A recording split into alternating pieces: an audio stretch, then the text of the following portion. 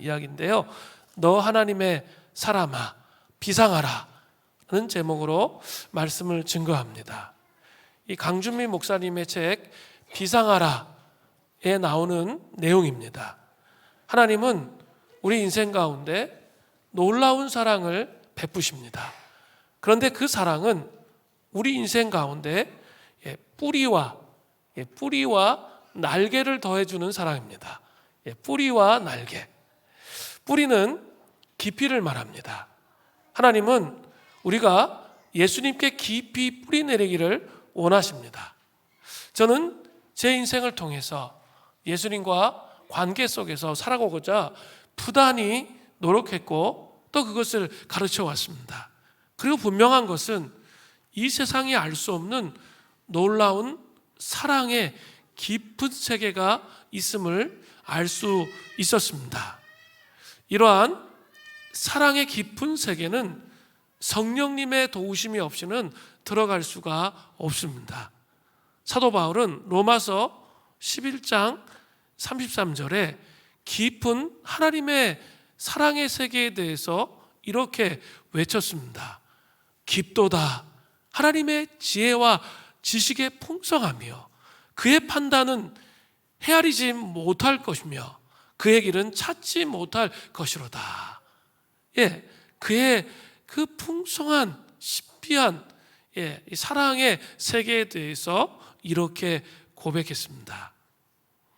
그런데 우리 하나님은 우리에게 깊이 있는 사랑만을 우리 인생 가운데 가르쳐 주시는 것으로 끝내고 있지 않으십니다. 바로 날개를 더해 주시는 사랑을 하기를 원하세요. 날개는 이 비상을 의미하는 겁니다. 우리 하나님은 우리 인생 가운데 천상을 향해서 비상하기를 원하신다는 거죠. 비상하는 삶은 차원 높은 삶을 의미합니다. 이 땅에 살면서 위의 것을 추구하는 그런 삶을 의미합니다. 하나님의 길과 생각은 인간의 길과 생각보다 훨씬 더 높습니다. 이사야서 55장 9절에 이는 하늘이 땅에서 높은 같이 내 길은 너희의 길보다 높으며 내 생각은 너희의 생각보다 높음이니라 라고 분명하게 말씀하고 계십니다. 인생 가운데 자유롭게 비상하게 되면 무엇보다 이 하나님의 관점을 우리의 삶 가운데 갖게 됩니다. 어떤 상황에서든지 하나님의 관점을 갖게 되면 모든 것이 새롭게 해석됩니다. 매너리즘에 빠진 삶을 살아가지 않습니다. 매사에 아주 창조적이고 창의적인 반응을 할 수 있게 되는 것입니다. 날아오르면 비상하면 잘 보여요. 낮은 곳에서는 보이지 않았던 것들이 날아올라서 비상하면 보입니다. 길을 볼 줄 아는 사람이 누구입니까? 바로 지도자입니다. 길이 되시는 예수님께로 사람을 인도하는 사람이 영적 지도자입니다. 비상하는 삶을 살 때 사람들을 올바른 길로 인도할 수 있습니다. 이것들을 기억하셔야 됩니다. 성경에 자주 나오는 독수리는 비상의 왕이라고 해도 과언이 아닙니다. 새끼 독수리가 어떻게 비상하게 됩니까? 어미 독수리가 둥지에서부터 벼랑으로 몰죠. 그러면 뚝 떨어져요. 그 새끼 독수리가 떨어질 때 이거 엄마 맞나? 이런 생각을 하겠죠. 나를 죽이려고 작정했구나. 그런 생각을 하면서 불평불만을 할 거예요. 그런데 그 새끼 독수리가 뚝 떨어져요. 그때 어미 독수리는 잽싸게 내려가서 그 새끼 독수리를 낚아채죠. 다시 둥지 위로 올리는 거죠. 이게 한 번이 되는 게 아니라 계속 반복하기 시작하면 어떻게 됩니까? 새끼 독수리가 날개를 펴기 시작합니다. 그리고 날아오르는 것이죠. 그래서 드디어 비상하게 되는 것이죠. 우리 인생도 마찬가지예요. 여러 가지 연단과 고난과 어려움이 있어요. 그렇죠? 그래서 이게 하나님이 나를 죽이시려고 하나? 뭐 이런 생각이 들 때가 있죠. 그런데 그 바닥을 치는 그 순간에 하나님이 우리를 들어 올리신다는 거예요. 그리고 이것을 반복하기 시작할 때 이제 놀라지 않습니다. 놀라지 않고 하나님을 신뢰하는 법을 배워서 날아오를 수 있게 된다는 사실입니다. 오늘 본문에는 우리가 하늘을 향해, 즉 인생을 향해 비상하기 위해서 반드시 가지고 있어야 할 조건 3가지가 나와요. 정말 여러분이 인생 가운데 비상하기를 원하십니까? 그렇다면 이 3가지가 우리의 마음속에 있어야 된다는 거예요. 첫 번째는 영적 침체를 통과해야 돼요. 이건 어떤 사람도 예외가 없어요. 반드시 이 영적 침체를 통과해야 비상할 수 있다는 거예요. 누가복음 7장 18절부터 19절 전반절은 이렇게 시작됩니다. 요한의 제자들이 이 모든 일을 그에게 알리니 요한이 그 제자 중 둘을 불러 주께 보내어 이르되. 오늘 본문을 보면 세례 요한은 제자들을 통해서 예수님에 대해서 자세히 듣게 되었습니다. 그래서 요한이 그 제자 중에 둘을 예수님께 보냈습니다. 그런데 마태복음 11장 2절을 보면 세례 요한은 지금 옥에 갇혀 있습니다. 세례 요한은 이 헤롯 안디바, 헤롯 대왕의 아들이죠. 이 분봉왕이었는데 갈릴리와 베레아 지역을 다스렸어요. 안디바에 의해서 옥에 갇히게 되었습니다. 왜 세례 요한이 옥에 갇히게 되었을까요? 헤롯 안디바가 그의 동생인 헤롯 빌립, 갈릴리 동쪽 지역을 다스린 분봉왕이었어요. 빌립의 아내 헤로디아를 취한 일이 너무나 잘못된 일이다. 아주 강하고 단호하게 세례 요한이 책망했기 때문입니다. 세례 요한은 당시 사해 동편에 있는 마케루 성의 어두운 지하 토굴 감옥에 갇혀 있었습니다. 한번 상상해 보십시오. 24시간 빛이 들어오지 않아요. 아주 캄캄합니다. 그 방에 토굴로 돼 있어요. 진흙이 있어요. 질척질척한 곳에 빛도 들어오지 않고 24시간 동안 갇혀 있는데 요한은 자신들의 제자들로부터 예수님에 대한 소식을 듣게 되었습니다. 그런데 도무지 이해가 되지 않는 거죠. 그래서 깊은 의심이 꼬리에 꼬리를 물고 계속 일어나면서, 원래 그 의심이라는 게 계속 꼬리에 꼬리를 물잖아요. 그러면서 깊은 영적 침체를 경험하게 되는 것이죠. 마태복음 3장 7절에 보면 세례 요한이 어떤 사역을 했는지가 나오죠. 요한이 많은 바리새인과 사두개인들이 세례 베푸는 대로 오는 것을 보고 이르되 독사의 자식들아, 누가 너희를 가르쳐 임박한 진노를 피하라 하더냐. 바리새인과 서기관들에게 강력하게 막 독사의 자식들아, 아주 심한 욕을 한 거예요. 그런 욕을 하면서 진노가 임박했다고 선포했단 말이에요. 세례 요한은 이렇게 예수님께서 형벌과 심판을 베푸실 것으로 예측을 했던 것이죠. 그런데 예수님은 형벌 대신에 지금 뭐 하고 계세요? 자비로운 기적을 계속 베풀고 계신 거죠. 우리 앞에 누가복음 4장부터 6장까지 살펴봤잖아요. 귀신 들린 사람을 고치시지, 나병 들린 사람을 깨끗게 하시죠. 또 중풍병자를 치유하시지, 또 손 마른 사람을 치유하시지, 백부장의 종을 치유해 주셨죠. 나인성의 과부 죽었는데 살아났죠. 계속 그런 일들을 계속하고 있는 거죠. 세례 요한은 이 점을 이해할 수 없었어요. 물론 심판은 그리스도의 재림시에 성취될 것이지만 요한은 여기까지 깨닫고 있지를 못했던 것이죠.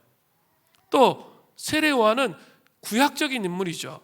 그러니까 메시아가 로마를 격퇴하고 세상을 통치할 것이다 라고 믿고 기대했던 유대인의 이론이었습니다. 그렇기 때문에 이런 행동을 하고 있는 예수님이 도저히 이해가 되지 않았습니다. 생각을 하면 할수록 깊은 침체가 오는 것이죠. 그래서 세례 요한은 이렇게 묻는 거예요. 누가복음 7장 19절 후반절부터 20절이에요. 오실 그이가 당신이 오니까 우리가 다른 일을 기다리오리이까 하라 하매 그들이 예수께 나와 이르되 세례 요한이 우리를 보내어 당신께 여쭈어 보라고 하기를 오실 그이가 당신이 오리이까 우리가 다른 일을 기다리오리이까 하더이다 하니. 자, 이 말씀은 예수님에 대한 깊은 영적 침체에 빠진 세례 요한의 피 맺힌 절규인 거예요. 정말 당신이 맞습니까? 메시아가? 이렇게 묻는 것이죠. 만일 당신이 왕이고 나는 당신이 보낸 대사가 맞다면 어떻게 나는 옳은 일을 했는데 이런 칙칙한 지하 감옥에서 이렇게 고통받고 있습니까? 그리고 어떻게 당신이 왕이신데 왜 갈수록 점점 더 반대가 심해지고 있습니까? 이렇게 묻는 것이죠. 참으로 안심되는 게 있죠. 뭡니까? 선지자 중에 가장 위대한 선지자인 세례 요한도 깊은 영적 침체에서 나오는 그 불신의 삶이 있었다는 거죠. 영적 침체를 겪었다는 거예요. 우리도 때로는 풀리지 않는 매듭처럼 일이 막 얽히고 설키는 거예요. 그죠, 여러분? 그런 거 계속 경험하시죠? 얽히고 설키는 일이 있을 때마다 또 하나님이 하시는 일들이 도저히 상식적인 내 머리로 이해되지 않아서 그래서 영적 침체를 겪을 때가 삶을 살아가다 보면 있습니다. 그죠? 말을 안 해서 그렇지 도저히 제 머리로 이해가 안 돼요. 그런 일들이 일어나는 거죠. 그럼 영적 침체가 오죠. 또 오랫동안 진짜 오랫동안 소원의 항구로 이끌어 주시기를 간절하게 기도해야 했는데 아직도 기다려야 돼. 또 하나님이 응답한 방식이 내가 원했던 응답의 방식과 전혀 달라요. 그럴 때 여러분 어떠십니까? 영적 침체를 경험하는 거죠. 그때 중요해요. 우리의 인생 가운데는 비상하기 위해서는 반드시 이해되지 않는 매듭들이 우리의 삶 가운데 와요. 우리의 머리로 이해되지 않는 생각이 오는 거죠. 그래서 영적 침체에 빠지게 되는 상황들이 반드시 온다는 거예요. 그런데 그 영적 침체를 잘 극복할 수 있어야 그 다음에 비상하는 거예요. 대부분은 그 영적 침체에 빠져서 불신하고 의심하다가 그냥 그렇게 삶을 살아가는 거죠. 하나님의 사랑을 의심하고 예수님의 사랑의 뿌리를 깊이 받고 날아올라야 되는데 그거 못하는 거예요. 그냥 이렇게 그 사랑도 의심하고 비상할 수 없고 날개가 꺾여서 무너져 있는 그런 삶을 살아간다는 거죠. 근데 반드시 기억해야 돼요. 그리스도인이라 할지라도 삶의 고난이 있고 이해되지 않는 그런 상황들이 온다는 거예요. 그때 중요한 게 있어요. 영적 화전민의 본능을 가져야 돼요. 옛날 강원도 산속 깊은 곳에서 화전민 생활을 하는 사람들의 이야기입니다. 그들은 농사철이면 산등성이를 태워서 밭을 일구었습니다. 그리고 비수기에는 약초를 캐다가 팔아서 먹고 살았습니다. 그런데 어느 해인가 때 아닌 눈이 엄청나게 많이 왔습니다. 그리고 자연재해가 겹치는 바람에 길이 고립되고 농사를 지을 수 없게 되어서 졸지에 화전민들이 살 길이 막막해졌습니다. 산 아래 주민들이 가만히 보니까 언제부터인가 화전민들이 안 보였습니다. 불길한 예감이 들어서 화전민을 찾아 첩첩산중에 올라가 보았는데 불행히도 그들은 죽어 있었습니다. 깊은 산중에서 움직일 수 없고 먹을 것이 없는 상황에서 그들은 굶어 죽은 것이죠. 그런데 놀라운 것은 그 다음에 이야기에 이어집니다. 화전민들이 씨앗을 보관하는 그런 장소에 가보니까 놀랍게도 씨앗은 그대로 있는 거예요. 그것들은 다음에 농사 때에 뿌리기 위해 준비해 놓은 씨앗이었던 것이죠. 희한하고 놀라운 일이었습니다. 이게 어떻게 된 일입니까? 먹고 살 것이 없어도 굶어 죽어가면서도 어떻게 해서 이것들을 먹지 않을 수 있었을까요? 이것은 바로 화전민의 본능이에요. 굶어 죽을지라도 다음에 뿌릴 씨앗에 손을 대지 않는 본능이 그들의 피 속에 흐르고 있었습니다. 다음에 농사를 향한 열린 마음이 배고픔의 본능을 능가했다는 거죠. 저는 이것이 영적인 삶의 의미로 조옮김되어 보면 좋겠다라는 생각이 들었습니다. 영적 화전민의 본능, 우리가 이것을 갖고 있어야 돼요. 영적 화전민의 본능. 지금 아무리 힘들고 아무리 어려워도 하나님께서 나에게 승리를 주실 것에 대한 소망, 그것을 포기하지 않는 거예요. 죽을 것처럼 힘들어도 그것을 절대로 포기해서는 안 돼요. 그것이 영적 화전민의 본능이에요. 제가 이렇게 여름에 몇 년 전 여름에 일주일 동안 우리 지방 선교단체 학생들 수련회 제가 주강사로 간 적이 있었습니다. 그런데 이렇게 그 지방 대학 아이들이잖아요. 그러니까 이렇게 대화를 해보고 얘기를 해보면 서울의 학생들보다 훨씬 더 열악한 환경 속에 있었습니다. 그리고 또 특징이 뭐냐면 서울의 학생들도 가정이 많이 깨져 있는데 이 서울 학생들이 깨져 있는 것보다 비교할 수 없을 만큼 가정이 깨어져 있는 거죠. 심각함의 정도가 막 넘어서는 거예요. 그리고 삶의 소망이 없는 거예요. 그걸 발견했어요. 삶에 아무런 소망이 없어. 그냥 지방대 학생이기 때문에 나의 미래는 제대로 안 될 것에 대한 아주 강력한 확신을 갖고 있는 거죠. 그리고 우리의 가정은 이렇기 때문에 이 절망 속에서 자기는 할 수 있는 게 아무것도 없다라는 생각을 갖는 거죠. 근데 아이러니하는 것은 애들이 또 순박하잖아요. 부르짖어 기도하라 그러면 기도를 기가 막히게 하는 거예요. 그런데 그 기도가 공허해요. 듣고 있으면 이상하다. 얘네들이 첫날부터 그랬어요. 이상하다. 기도를 하고 있는데 왜 이렇게 공허하지? 왜 이렇게 허망하지? 아무리 부르짖어도 그 공허함을 끊어낼 수가 없는 거예요. 그래서 가만히 생각해 보니까 그거예요. 소망 없이 기도하는 거죠. 소망 없이 어린 시절부터 배웠던 습관을 통해서 기도하는 거예요. 마음의 목표가 정확하지가 않아요. 그리고 날이 무뎌요. 잘 갈아서 이 소망을 가지고 정확한 타겟을 가지고 기도해야 되는데 그렇게 기도하지 않는 거죠. 그러니까 아무리 기도해도 그 기도는 이렇게 헤어나올 길이 없는 기도를 하고 있는 거죠. 근데 하나님이 그러신 분이에요? 잘 생각해 보세요. 그냥 무조건 다 부르짖는다고 다 되는 게 아니에요. 물론 제가 부르짖는 기도 많이 시키지만 무조건 다 부르짖는다고 되는 게 아니라 이 생각의 전환이 있어야 되는 거죠. 아무리 힘들고 어려워도 영적 화전민의 본능, 씨앗을 먹지는 말아야죠. 그래서 씨앗까지 먹어가지고 그냥 자포자기해서 체념하는 미래가 없는 이런 삶을 살면 안 되는 거예요. 아무리 힘들고 어려워도 소망을 내려놓으면 안 돼요. 하나님이 승리를 주실 것에 대한 소망을 갖고 있어야 돼요. 이게 영적 화전민의 본능이에요.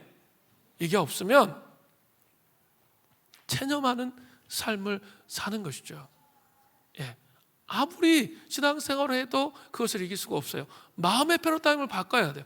그렇지, 내 진짜 피눈물 나게 고통스럽고 때로는 이해가 되지 않지만 하나님께서 나의 삶 속에 유일하게 희망을 주시는 분이시지, 소망을 주시는 분이신지 이거를 붙잡는 거예요.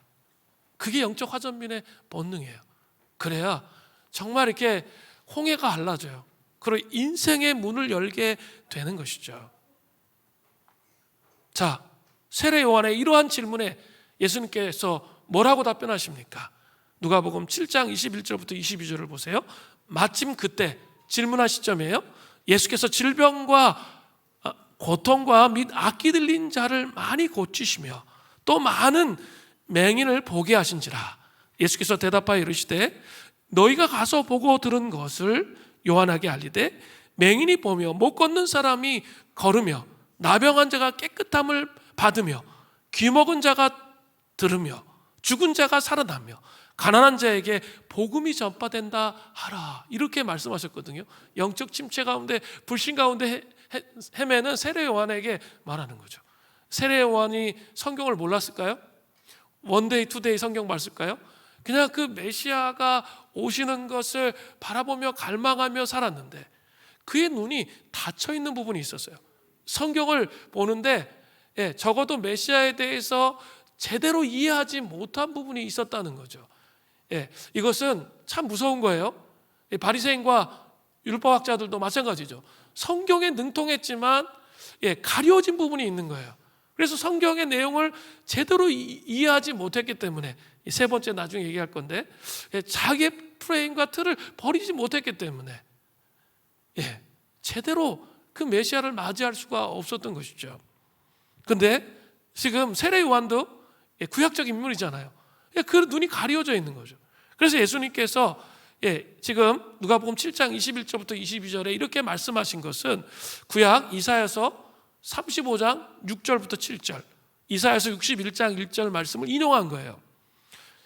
이사야 35장 6절부터 7절에 보면 메시아가 올 때 그 상황들을 설명하시는 게 나와요. 그때 메시아가 오시면 맹인의 눈이 밝을 것이며 못 듣는 사람의 귀가 열릴 것이며 그때 저는 자는 사슴같이 뛸 것이며 말 못하는 자의 혀는 노래하리니 이는 광야에서 물이 쏟겠고 사막에서 시내가 흐를 것임이니라. 자, 구약에 나와요. 그죠? 근데 그게 가려져서 보지 못한 거죠. 또 이사야서 61장 1절에도 나와요.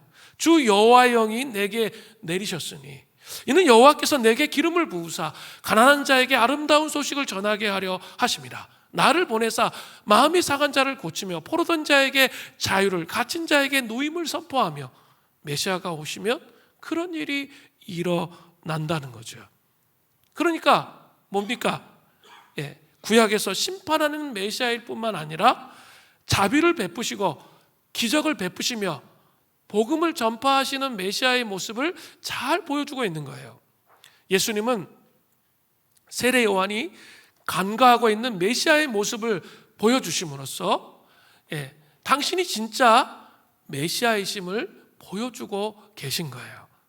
또 예수님은 추가적으로 이렇게 말씀하세요. 누가복음 7장 23절에 누구든지 나로 말미암아 실족하지 않은 자는 복이 있도다 하시니라. 자, 실족하다의 헬라어는 스칸달리스테인데 이것은 돌 같은 것에 걸려서 또는 부딪혀서 넘어지다는 뜻이 있습니다. 즉 이 말씀은 누구든지 예수님으로 인해 걸려 넘어지지 않는 자가 복이 있다는 말씀이에요. 이것은 예수님에 대해서 불신앙하거나 의심의 마음을 가득 가지고 있을 때에는 걸려 넘어진다는 거예요. 불신과 의심의 생각에 꼬리를 물었잖아요, 세례 요한이. 그러니까 그 실족할 수 있는 상황들이 됐던 거죠. 그러니까 불신과 의심의 생각 가운데 계속 가게 되면 뭐예요? 걸려 넘어진다는 거죠. 그러니까 우리의 삶을 통해서 우리는 왜곡된 필터를 가질 수가 있어요. 그러면 그 왜곡된 필터로 인해서 실족의 상태 속에 빠질 수가 있어요. 제가 이렇게 모태신앙들, 이렇게 우리 청소년, 청년들 이렇게 보니까 느껴지는 게 있어요. 이렇게 성경에 대해서 정말 빠삭하죠. 이렇게 어린 시절부터 훈련을 잘 시켰기 때문에. 그리고 이렇게 제가 땡기면 끌려와요. 아마 껄렁껄렁 하다가도 이렇게 은혜 받으면 쭉 또 반응하면서 쭉 끌려와. 이렇게 하면 또 해. 그리고 너 이것 때문에 그러잖아. 눈물 쭉쭉 막 흘러요. 막 이렇게 돼요. 그러니까 애들이 이렇게 어린 시절부터 이렇게 훈련을 받는 게 엄청 중요하고, 이 가정에서 예배를 잘 드리는 게 중요해요.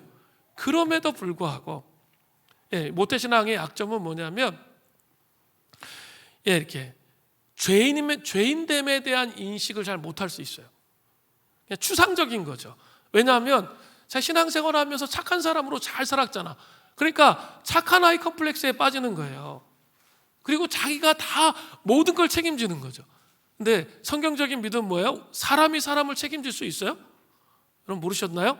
절대 못 져요. 가랭이 찢어져요. 그러다 죽어요. 절대 질 수가 없어요. 그러니까 전능하신 하나님 앞에 그 사람을 의탁하고 맡겨야 되는데 못하는 거예요. 착한 아이로. 불쌍한 우리 엄마, 아버지, 누구 뭐 다 책임지려고 하는 거죠. 그러면 머리가 깨져요. 그리고 이게 뭐냐면 성경에 대한 메시지는 많은데 또 두 번째 안 되는 게 있어요. 주대심. 주대심이 안 되는 거예요. 그게 가장 큰 문제거든요. 주대심이 안 돼요. 예수님이 주인이시다라는 거 맡겨드리는 거 잘 안 돼요. 정말 우리가 가르쳐야 될 것이 있다면 두 가지예요.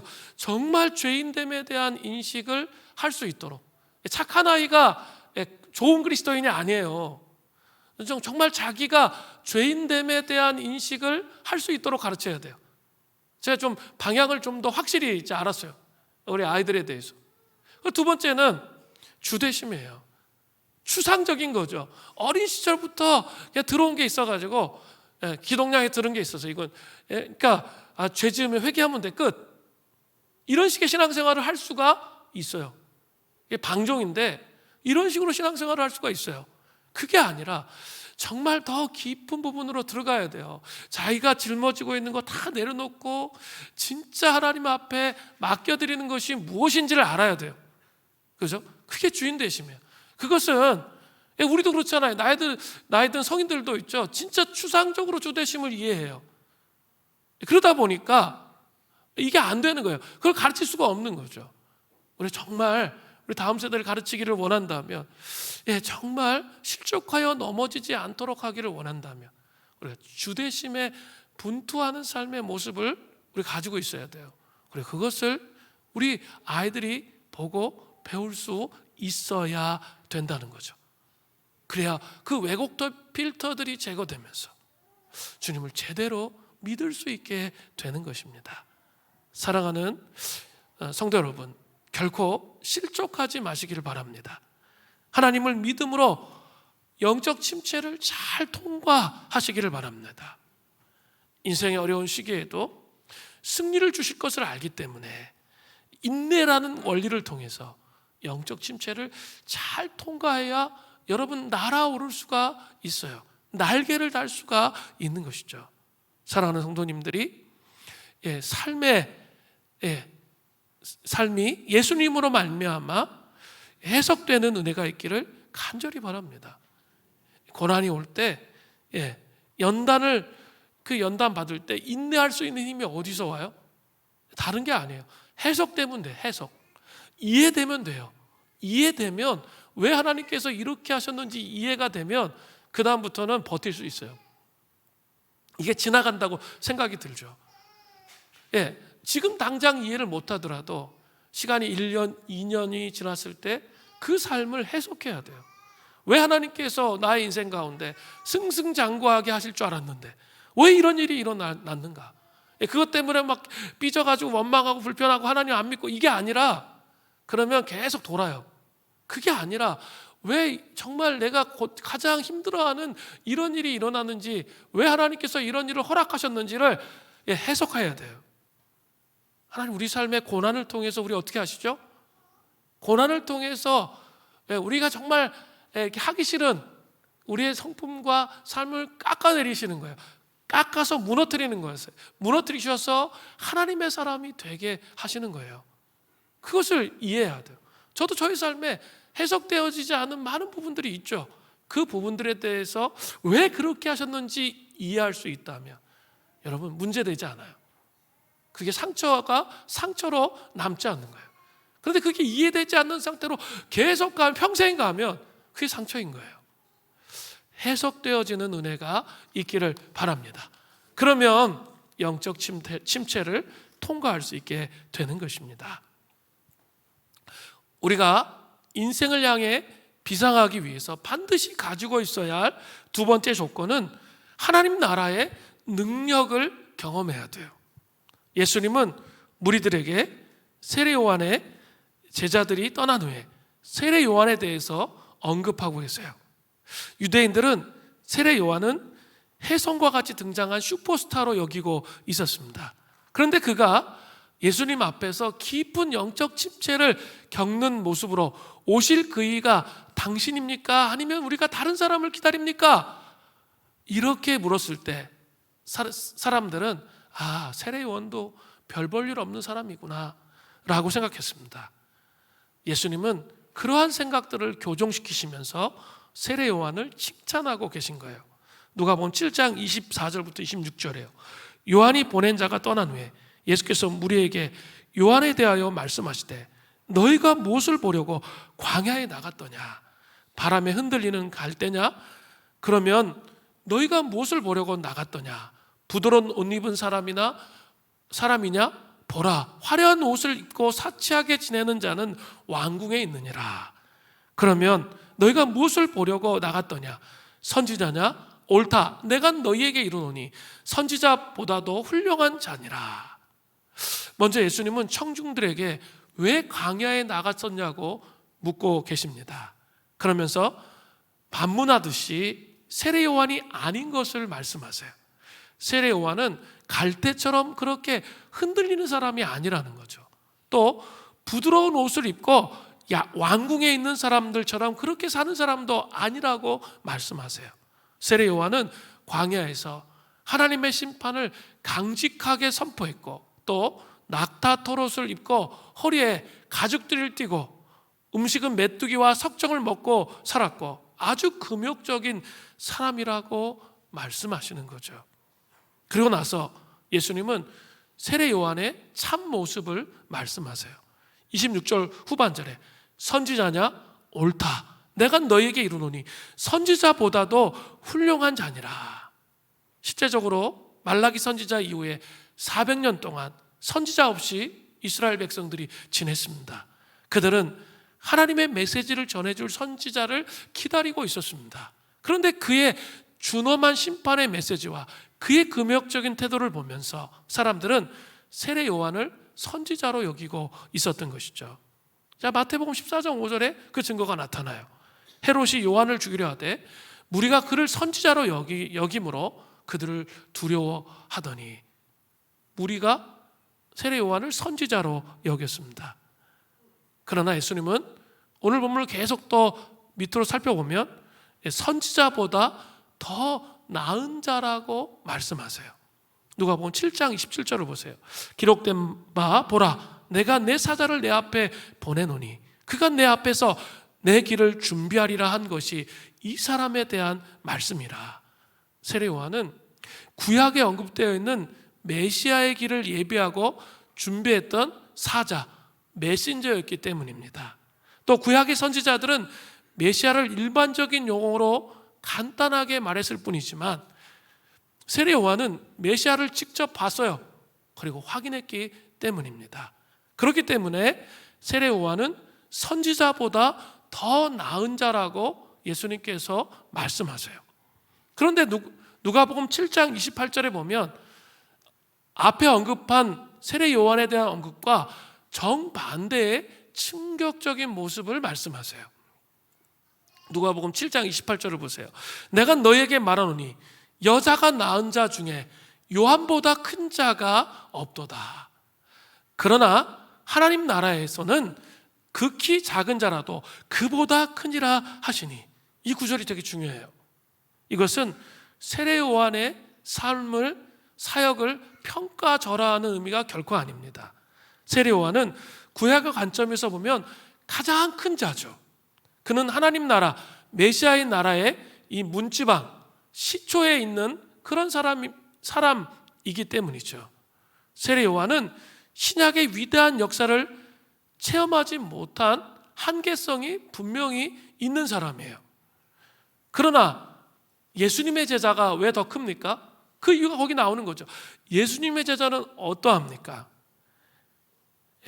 하나님 나라에서는 극히 작은 자로도 그보다 크다고 했는데 왜 그렇습니까?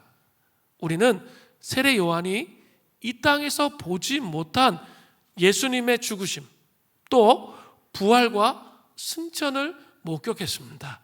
또 사도행전 2장의 오순절 성령의 강림의 사건을 통해서 하나님의 위대한 능력을 경험하고 있고 앞으로도 경험해 갈 것이기 때문에 세례 요한보다 우리가 훨씬 더 큰 자라고 말씀하고 계신 것이죠. 인생에서 비상하는 사람이 되기 위해서는 반드시 이런 하나님 나라의 능력을 경험해야 된다는 것을 알 수 있는 거죠.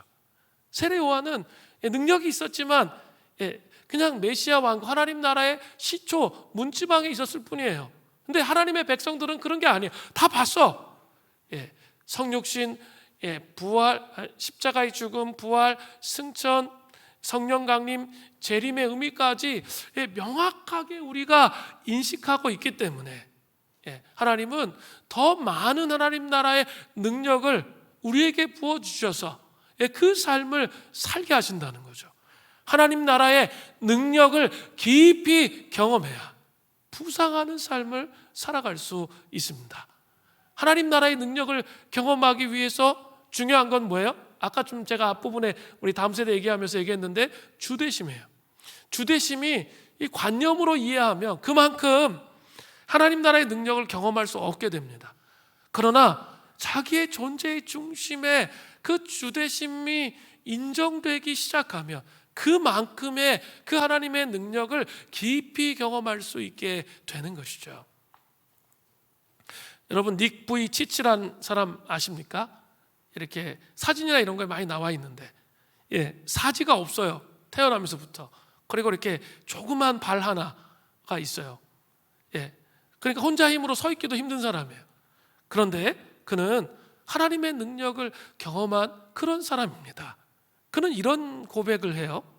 나는 기도하면서 언제나 동행해 주시는 하나님의 말씀을 되새겼습니다. 주님은 결코 나를 떠나지 않으시며 잊어버리지 않으셨습니다. 최악의 사태가 닥쳐도 모든 것이 합력하여 선을 이루게 하십니다. 정말 인생의 최악 중에 최악이죠. 사지가 다 잘려져 있고 조그만 발 하나 있고 자기 몸을 자기 힘으로 움직일 수가 없는 사람이 어떻게 하나님께서 모든 것이 합력하여 선을 이룬다 고백할 수 있을까요? 닉 부이치치는 그렇게 고백했습니다. 그러면서 그는 또 이렇게 얘기해요. 나는 하나님의 약속을 단단히 붙들었습니다. 겉으로 드러나는 상황이 아무리 암담해도 상관이 없습니다. 자기 눈앞에 보이는 상황이 그렇다 할지라도 상관이 없다는 거죠. 하나님은 선하신 분이시기에 어려운 일이 일어나도록 허락하셨다면 그만한 이유가 있음에 틀림없습니다. 어려운 일이 그렇게 일어나게 하셨다면 그만한 이유가 있다는 거예요. 그러면서 그가 또 말해요. 깊은 뜻을 이해할 수 없을지는 몰라도 그분의 선하고 의로우신 성품에 의지하는 건 얼마든지 가능합니다. 깊은 뜻을 우리가 다 어떻게 이해할 수 있겠어요? 해석되지 않는 게 너무 많아요. 그럼에도 불구하고 하나님의 선하신 의로우신 성품을 의지할 수 있다는 거예요. 감사하게도 인간에게는 태도를 수정할 능력이 있습니다. 닉 부이치치가 말한 거예요. 마음을 휘젓고 다니는 부정적인 감정적인 감정을 철저히 구별해서 스위치를 꺼버릴 수 있다는 뜻입니다. 부정적인 생각을 꺼버릴 수 있다는 거예요. 바람직하지 못한 정서를 파악하고 그 근원을 찾아낸 뒤에 문제가 아니라 해법에 초점을 맞추십시오. 하나님 왜 이런 일이 일어나게 하셨는지 해석하라는 거예요. 해석, 이게 중요해요. 이 해석이 정말 하나님이 주셔서 마음속에 다가오기 시작하면 날아올라 그 하나님 나라의 능력을 경험하고 비상할 수 있는 준비가 된다는 거예요. 닉 부이치치는 결혼해서 자녀도 낳으면서 전 세계를 돌아다니면서 복음을 증거하는 그런 삶을 살고 있습니다. 자, 이제 또 우리 공동체를 좀 바라보면서 어떻게 하면 하나님 나라의 능력으로 비상할 수 있을까?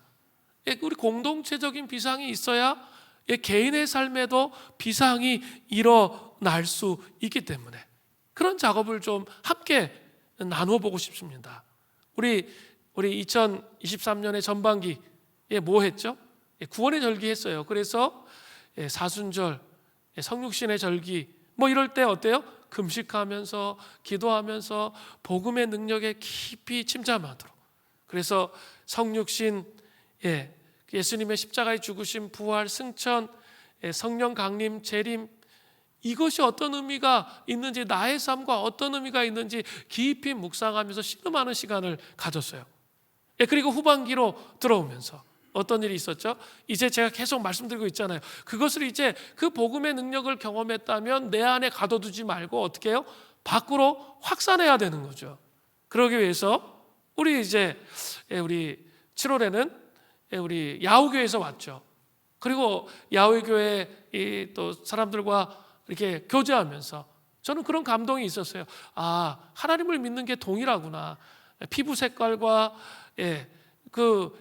언어가 다르지만 하나님을 믿는 게 참 동일할 수 있구나라는 감동이 제 안에 있었어요. 그리고 이 다음 세대 아이들을 어떻게 또 글로벌하게 키워야 될지 하나님께서 좀 그런 것들을 저희 머릿속에 가르쳐 주신 것 같아요.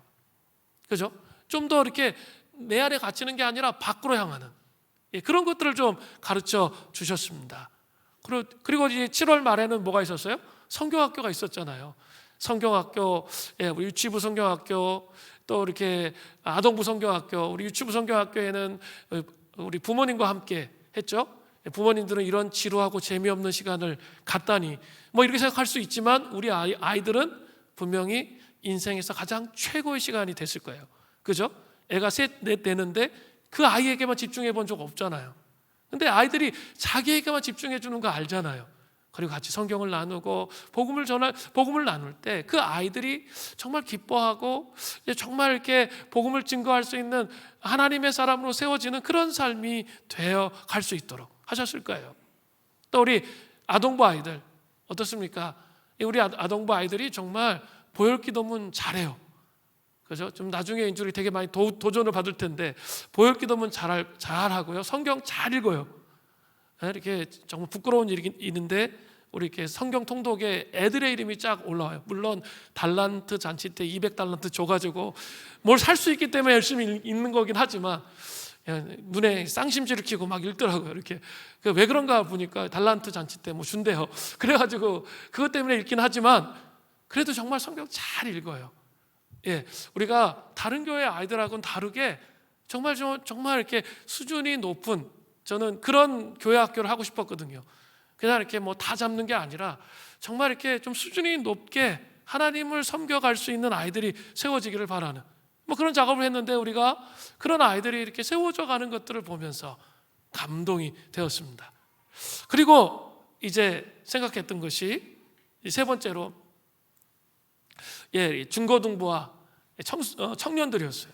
저는 하나님께서 이 공동체에 부흥을 주신다면 이 청년들의 이 가슴에 불을 붙여주셔서 이 전체적인 부흥을 주실 거라 이렇게 믿어요. 좀 그렇기 때문에 이번에 이 내적 치유 수련회를 통해서 깊이 좀 비상할 수 있는 날아오를 수 있는 이 청년들이 된다면 우리 다음 세대 다 됐는데 청년과 청소년들이 그렇게 날아오를 수 있다면 전체적으로 교회가 날아오를 수 있는 준비가 되는 거예요. 그래서 그런 관점에서 이 수련회를 했었는데 우리 어제 청년들하고 나눠보니까 권사님이 그냥 권사님이 되신 게 아니네요. 그렇게 말을 하더라고요. 이렇게 너무 좋았대요.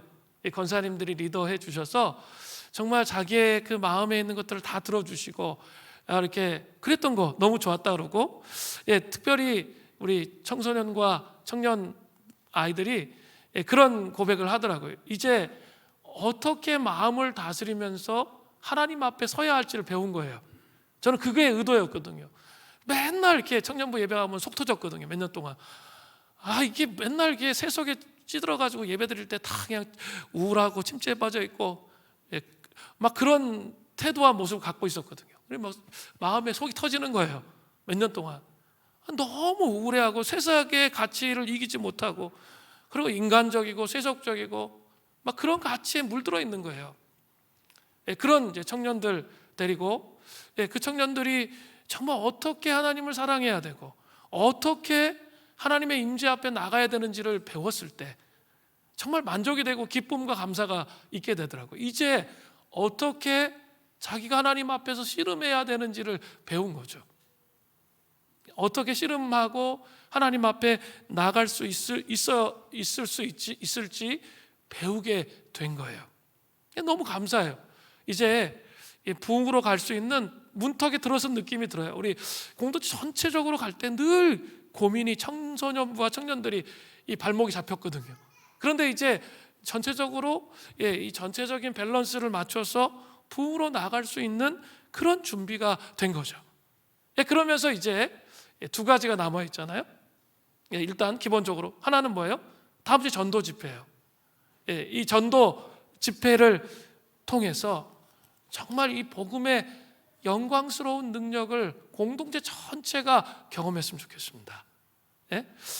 공동체 전체가 자기에게 몰두하는 것이 아니라 좀 받은 그 복음의 그 능력이 밖으로 확산될 수 있도록 우리 작정했잖아요. 그러면 한번 전해보는 거예요. 리코 타이스라는 사람이 이런 말을 했거든요. 무엇이 성공적인 복음 증거인가? 어떤 사람이 그리스도인이 되는 것이 아니라 어떤 사람이 그리스도에 대해서 듣는 것이다. 복음을 설명했지만 거절당한다 하더라도 당신은 실패한 것이 아니다. 시도하지 않는다면 당신은 실패한 것이다. 이렇게 얘기했거든요. 정말 심오해요. 뭐가 성공적인 복음 증거입니까? 예수님 믿으면 좋지만 그것은 주님이 하시는 일이죠. 그러나 그 사람이 그리스도에게 그리스도를 들었다면 성공적인 복음을 증거한 거예요. 거절당했다 할지라도 결코 실패한 게 아니에요. 시도하지 않고 있는 것, 그게 실패한 겁니다. 우리 지금 작정해서 쭉 기도해 왔는데, 작정 기도 한다고 하니까 리스트에 엄청 많은 숫자의 사람의 수를 써놨어. 그리고 자기는 기도 안 해. 이러시면 진짜 너무하신 거예요. 1번은 누가 해야 되는 거예요? 본인이 기도해야죠. 본인이 정말 그 작정한 사람들을 놓고 씨름하며 기도해야죠. 그리고 이 공동체가 뒤에서 또 공습을 하면서 융단 폭격을 하면서 함께 기도할 때 무너지는 거지. 자기는 기도 안 하면서 그냥 다른 사람이 기도해 주기를 바란다면 우리 가족들, 친척들 변하지 않아요. 자기가 정말 씨름하면서 기도하세요. 그리고 정말 두렵지만 입을 띄세요. 정말 복음을 전하기가 너무 어려워. 그러면 그냥 데리고 오시라도 하세요. 그게 내가 할 수 있는 최선의 것이라는 거죠. 그래야 우리의 삶 속에 나에게 갇히지 않는 그 복음의 능력이, 하나님 나라의 능력과 가치가 계속 타오르게 되는 거예요. 왜 우리에게 하나님 능력을 주실까요? 복음을 증거하기 원하시는 거죠. 또 열방에 복음을 나누기를 원하세요. 그래서 우리 또 투르키에 또 가잖아요. 이 배치를 잘 생각하시면서 여러분이 같이 씨름해야 돼요. 하나님이 원하시는 게 그런 거예요. 그렇죠? 자기로부터 나와서 함께 그 복음의 능력을 선포하시는 은혜가 있기를 바랍니다. 지금은 부흥의 때로 가고 있어요. 저는 그렇게 믿습니다. 청년들의 변화를 통해서 저는 그걸 감지하고 있어요. 청년들의 변화를 통해서 전체적인 부흥으로 가는 그 지점으로 가고 있단 말이에요. 이 흐름에 타셔야 돼요. 왜 그게 중요하죠? 여러분 개인적인 삶도 비상하셔야 되잖아요. 그러려면 공동체가 승리하는 법을 배워야 개인도 승리하는 법을 배우죠. 공동체가 승리하지 않는데 개인이 승리하는 법 배우기 거의 어려워요. 아주 특출난 사람 아니면 어려워요. 그러나 함께 승리하는 법을 배우면 하나님께서 우리의 삶에 개인의 삶도 승리하고 비상할 수 있는 삶을 배울 수 있게 하신다는 사실을 여러분 기억하시기를 바랍니다. 세 번째는 간단한데, 세 번째 조건은 자신의 생각의 틀을 깨고 하나님의 뜻에 복종해야 돼요. 이제 예수님은 세례 요한과 자신을 패키지로 묶어서 부정적인 반응을 한 바리새인과 율법 교사들을 책망하시는 거예요. 그런 내용이 뒤에 쭉 나오는 거예요. 누가복음 7장 29절부터 30절을 보세요. 모든 백성들과 세리들이 이미 요한의 세례를 받은지라 이 말을 듣고 하나님은 의롭다 하되 바리새인과 율법 교사들 서기관들은 그의 세례를 받지 아니하므로 그들 자신을 위한 하나님의 뜻을 저버리니라 라고 되어 있습니다. 모든 백성들은 거기에서 유대인들 전체가 혐오하는 세리들조차 세례 요한의 선포에 귀를 기울이면서 회개하면서 하나님을 의롭다라고 고백했습니다. 그러나 바리새인과 율법 교사들은 세례 요한의 강력한 회개를 선포하는 메시지를 듣지 않고 완고하게 버티면서 세례도 받지 않았습니다. 그들은 결국 하나님의 뜻을 저버리게 되었습니다. 바리새인과 율법 교사들은 자신들의 방식대로 삶을 계속 유지하기를 원했기 때문에 자기 관점을 정당화하고 다른 생각에 귀를 기울이지 않았습니다. 그들은 결코 그들 자신의 생각의 틀을 깨지 않고 하나님께 자신의 생각을 강요한 거죠.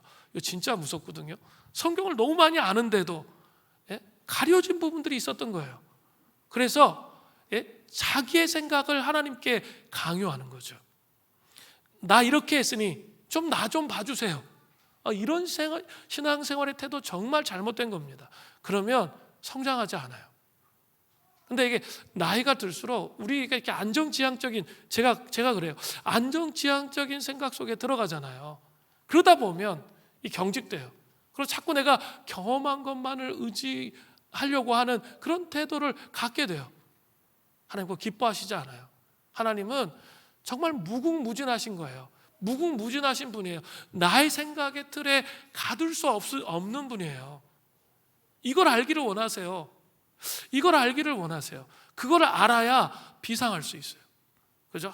한 번 비상하고 끝날 거 아니죠? 그죠? 인생 계속적인 비상을 해야 되잖아요. 그러기 위해서는 반드시 알아야 될 원리예요. 자꾸 나의 틀을 깨야 돼요.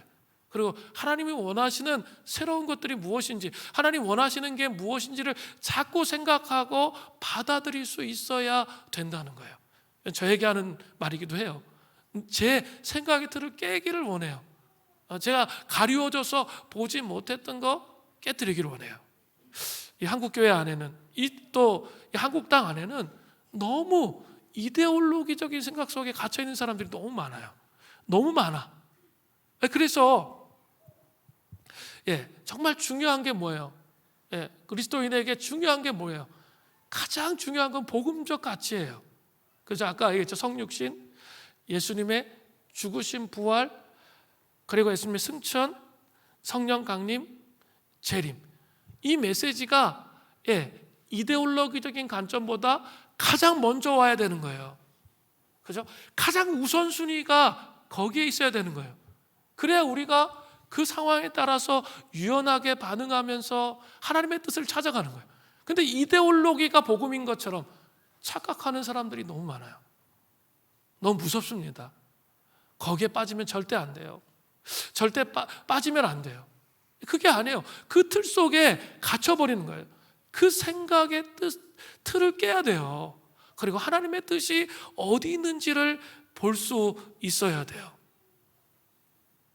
우리도 바리새인과 서기관처럼 우리의 생각을 하나님께 강요하며 생각의 틀을 깨지 않을 때가 얼마나 많습니까? 신앙생활에서 중요한 것은 하나님의 계획에 나의 계획을 맞추어 복종하며 인내하는 것입니다. 이것이 될 때 인생 가운데 지속적으로 비상할 수 있게 됩니다. 이것을 다른 말로 한다면 나의 권리를 포기하는 것을 의미합니다.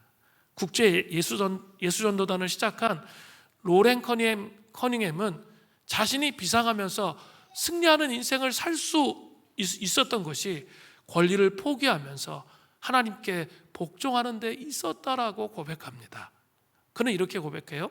예수님의 삶을 통해서 발견한 것은 간단히 말해서 승리의 비결, 비상의 비결은 포기라는 사실입니다. 이것은 사악한 영들과의 영적 전쟁을 포기하라는 말이 아닙니다. 그와는 정반대입니다. 지난 25년이 넘는 세월 동안 예수 전도단 사역을 하면서 나는 극적인 상황을 통해 사단의 엄청난 세력과의 영적 전쟁에서 승리하는 비결, 곧 나의 권리를 하나님 앞에서 포기하는 것을 깨달았습니다. 하나님이 어떤 것을 포기하라고 하시는 이유는 우리에게 무엇인가 더 큰 것을 주시기 위해서입니다. 이것이 하나님 나라의 법칙입니다. 즉 어떤 좋은 것을 포기해 드리면 무엇인가 더 귀한 것을 받게 됩니다. 우리가 권리를 포기한다면 분명히 하나님 앞에서 더 큰 특권을 부여받게 될 것입니다 라고 말했습니다. 바리새인과 율법 교사들은 결코 자신의 생각과 자신의 관점, 권리를 포기하지 않았습니다. 그래서 예수님은 비유를 통해서 그들을 강력하게 책망하시는 거죠. 누가복음 7장 31절부터 32절에 보면 또 이르시되 이 세대의 사람들, 바리새인과 율법 교사들을 의미해요. 무엇을 비유할까? 무엇과 같은가? 비유하건대 아이들이 장터에 앉아 서로 불러 이르되 우리가 너희를 향하여 피리를 불어도 너희가 춤추지 않고 우리가 곡하여도 너희가 울지 아니하였다 함과 같도다. 지금이야 뭐 스마트폰이 있었으니까 그거 갖고 놀지만 옛날엔 놀이기구가 없었잖아요. 그러니까 애들이 다 장터에 앉아서 뭐하고 놀아요? 결혼식 놀이, 그리고 이렇게 장례식에 곡하는 거, 그런 거 하고 노는 거예요. 근데 결혼식 하면 막 환희 막 기쁨에 막 이걸 해야 되잖아요. 근데 어떤 애가 같이 하다가 이 놀이 하다가 삐졌어. 그래가지고 안 하는 거예요. 가만히 있는 거예요. 또 장례식을 하면서 하려면 전부 다 이렇게 그 놀이에 동참해서 막 곡해야 되잖아요. 곡하지 않는 거예요. 삐져서 가만히 있는 거죠. 그런 것과 같다는 거죠. 그리고 마지막으로 세례 요한과 예수님에 대해서 그들이 비방하는 것을 이제 말씀하시는 거죠. 누가복음 7장 33절부터 35절이에요. 세례 요한이 와서 떡도 먹지 아니하며 포도주도 마시지 아니하며 너희 말이 귀신이 들렸도다 하더니 인자가 와서 먹고 마시매 너희 말이 보라 먹기를 탐하고 포도주를 즐기는 사람이여 세리와 죄인의 친구로다 하니 그렇게 말한다는 거예요. 근데 중요한 것은 지혜의 총체는 예수님이시죠. 자신의 모든 자녀들은 제자, 성도들을 의미하는 거예요. 성도들로 인하여 옳다함을 얻는다라고 말씀하시면서 오늘 본문을 끝내고 계십니다. 너 하나님의 사람아 비상하라. 비상하기 위한 세 가지 조건들 기억하시는 은혜가 있기를 바랍니다. 우리 주 선한 능력으로 찬양할 텐데요. 이 비상의 세 가지 조건 한번 생각해 보십시오. 영적 침체를 통과해야 돼요. 영적 화전민의 본능. 하나님 나라의 능력을 경험해야 돼요. 주되심을 인정하며 경험해 가시기를 바라고 자기 생각의 틀을 깨야 된다 그랬어요. 그죠? 그렇게 함을 통해 하나님 뜻에 복종해야 됩니다. 자, 이것들 기억하면서 우리 찬양할까요? 주 선한 능력으로. 주 선한 능력으로 안으시 그 크신 발로 날 붙드시네. 절망 속에도 흔들리지 않고 절망 속에도 흔들리지 않고 사랑하는 주 얼굴 구하리. 사랑하는 주 얼굴 구하리. 선한 능력으로 일어서리. 선한 능력으로 일어서리. 주만 의지하리. 믿음으로 믿음으로 우리 고대 안에 주 오실 그날